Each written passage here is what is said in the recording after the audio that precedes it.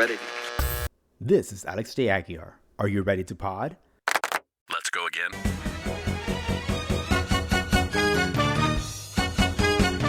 Quiet, please. Ready. So a year ago today, I lost one of my heroes. I lost my father. He's truly missed by everyone. I mean, this year's been tough because we had to go through the first Valentine's without him, the first Easter without him, the first everything without him, the first birthday, the first Christmas. And that's a pretty hard thing to digest. One of the reasons why I'm saying this story right now is because I want to make people aware that you cannot trust the hospitals 100%. So he had a bad valve, and eventually he started having shortness of breath, and to the point where he couldn't, pretty much he had a very bad time breathing, and we had to take him to urgent care. At urgent care, they gave him an oxygen tank, and then from the oxygen tank he was better, but then the next day we called his doctor, said, why won't you send over an oxygen tank? And they said it will take 14 days. Well, we knew that most likely before the 14 days he would have another episode of shortness of breath, and sure enough, he did. And then the second time he had it, we had to take him to the hospital. And to make a long story short, it was just horrible. We wish we never took him there.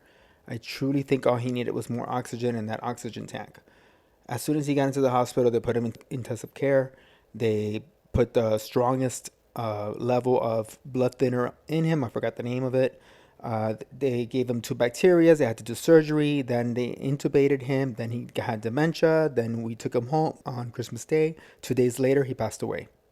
And so many things that happened in the hospital that was really, really bad. And this was my first time dealing with something like this and taking care of somebody. The things I saw were incredible. They gave him iodine when he's allergic to iodine. It was just error after error. Well, and then when I saw the bill later, they put so many different medicines in him. It feels like they took him, like the aliens came and took him away and experimented on him. It was just terrible. He was 92 years old, and he was 91 when he entered the hospital. His birthday is December 9th, turned 92, passed away on the 27th, which is a year from today. And, you know, besides having that valve, he was very healthy. He was driving, he active, his brain was sharp. You know, I really, truly feel that he could have lasted a couple more years with us if it hadn't been for the hospital. And, you know, I want to share the story. For those who think that the hospitals have you, unfortunately, it's not going to happen every time, but there's a possibility things can go wrong. So you always have to be on top of everything. And these doctors come in, there's a doctor for every section of the body, and whatever's going on. You have like, I don't know how many seconds to ask them questions because they're in a hurry. It's not like the old days when it was only one doctor and they would come and really, it really felt like they cared about you. They asked about everything, how you felt, how you woke up, from A to Z. And these doctors are just something else. I don't understand how the system runs like this, and hopefully there'll be change in the future. But it was just a terrible experience, and my dad didn't deserve that. Anyway, I'm very happy that I was able to interview him about 3 years ago. So in memory of my father, Orlando Aguiar, I leave you with this beautiful memory I have of having him on pod with me. Ready. It's not often I get to do this with my dad. My dad came from Cuba. And what year did he come from Cuba? Oh, it's a long time. He came in the year 62. Oh, in 62. I thought it was 68. Yeah. I talk a little English. My English is strict. Never go to school. Yeah, he never went to school, so he taught himself English. When were you born? Oh, yeah. December 12, 1930. Wow, 1930. Yeah. Amazing. We're going to have to hook you up with Betty White. Too old guy. 89 years. He's 89 years old. What do you do to maintain yourself in shape and healthy and driving? He still drives, everybody. Yeah. I continue on the street, driving the day, driving the night, expressway, any city, no problem. And he did something special today. What did you do for the first time ever? Today is a special day for me because it's all my life, my business car dealer, used car dealer, never use new car. Today, the list brand new for 3 years. So at 89, he gets his first lease. He's always when he arrived from Cuba, he worked 7 jobs to be able to save and do what he loves to do, which is to sell cars. And he had his car dealership here in Miami, next to the Miami Hialeah on 36th Street, and he had it there for how many years? 40 years. 44 years. 44 years. In the corner of the Fronton Hialeah, Miami. Yes. I sell ambulance and van and car. And cars. Yeah, export for Puerto Rico, export for Puerto Rico, Chile, all Iceland. All the islands. Outside. All the islands. Yeah, all the islands outside. Okay. Yeah. So long time. So yes, and actually he got here when communism took over Cuba, and they took away your car dealership in Cuba, right? In the Cuba, in the year 59, Fidel came. One day he came in my business. He said, "Give me the key. He take all your paper out." So basically, Fidel's people came in and threw you out of your own business. Yeah. And that is why you came to the United States. And in the 3 months, I moved for United States. Forgot Cuba. No going more there. Forgot anything. And it was hard The because... Castro take everything from me. And it was hard because you had to separate from family, right? He lived my father, my mother, my sister, all family. And you came over No here. see more. Okay. And then you worked in Boston you were in Boston for 7 years? Yeah. And you worked 3 jobs? Oh, I work in Boston in factory shoes. In factory shoes? Yeah, I work in factory shoes. I work in cleaning everything. Any money, any way. For come here Miami, put in my business in 36th Street. Making So money. his dream was to have his business back again and in the United States. Okay, put my business here. Working 44 years. 44 years. So after they took away his business, he was able to come to the United States, live the American dream, and have his own business up again, right? Today, I finish my life. You did not finish your life. I got 89 years. I think it's finished. No, you can't think it. No working more. Oh, you finished? You retired? Yeah, retired. No working more. Yeah. No more. When did you retire? Retired for 69 years. Retired. He retired at 69. You were born in the country, right? You in Matanzas. Yeah, my city is Matanzas. Back then, what would you guys eat in Matanzas? What was the hot food at the time? Steak, fish, pork. The same as now. Everything. Did the food taste better back then? I think for me, it's better here. It's better here? Yeah. Not organic? Yeah, because it's the pork in the house, you got 20, 15 pork, you know?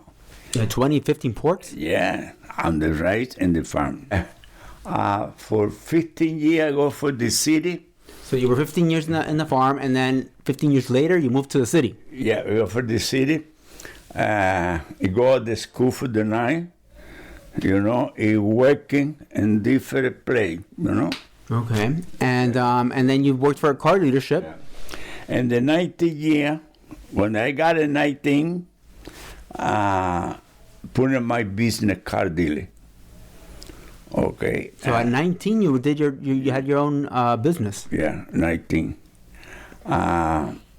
If they come back, take everything in my business, I come back for United States. So you came. So when the moment you came to the United States, tell me what was that feeling? What was the feeling you had as you got in the plane and left Cuba? Back for me, because he come back for United States.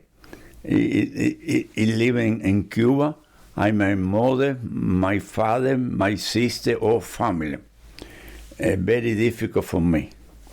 He come in the United States, start and working in United States for making some money for putting my business. So you were determined to have your car dealership again. Yeah. And you did it. Yeah. And how did you feel when you finally got your business back? Very happy. Very good. Happy for me, you know. He continued my business for a long time. Okay? Okay.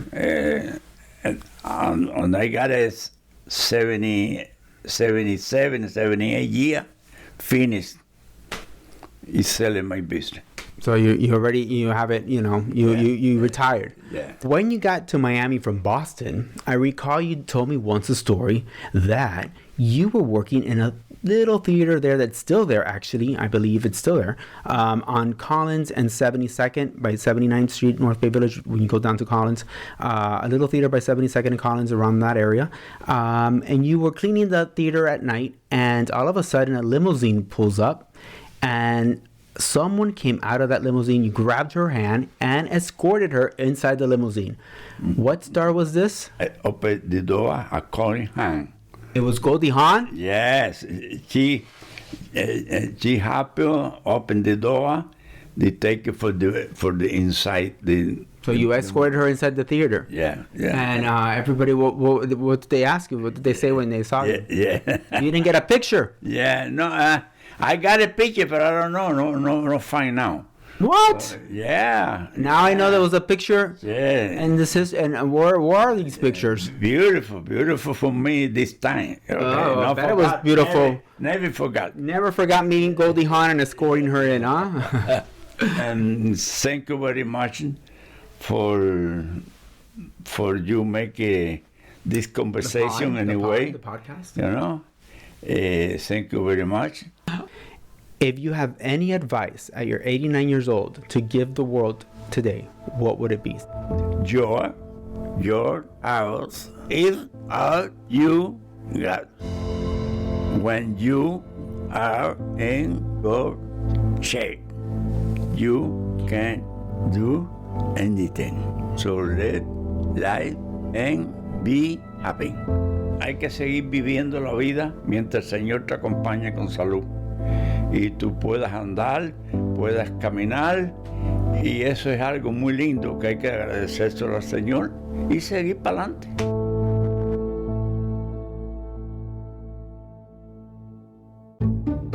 Your house. Okay, una palabra. Your House. Your hell. Hat. Ahora di. Peace. No más. Pon. No.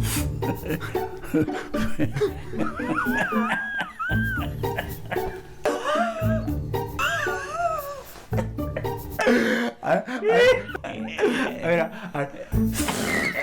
Así, mira.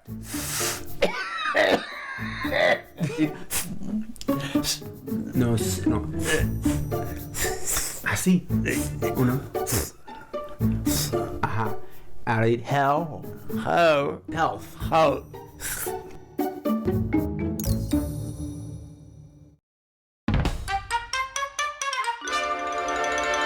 Comprar un auto, vea a Guiar Autocel, 3590 Northwest 36 Street. Venga a Guiar Autocel y será complacido, con garantía y con carro de primera. Ready. Listen up, podheads. Now's your chance to be on the pod. If you have a story, say it right here. Go to podwithme.com, fill out the Be Our Guest form, and submit. Very easy, right? Oh, and before I forget, go ahead and follow us on social media. The links to Facebook and Instagram are right there. I hope you really enjoyed this episode. I'm Alex J. Aguiar, and until next time, don't fall off the pod.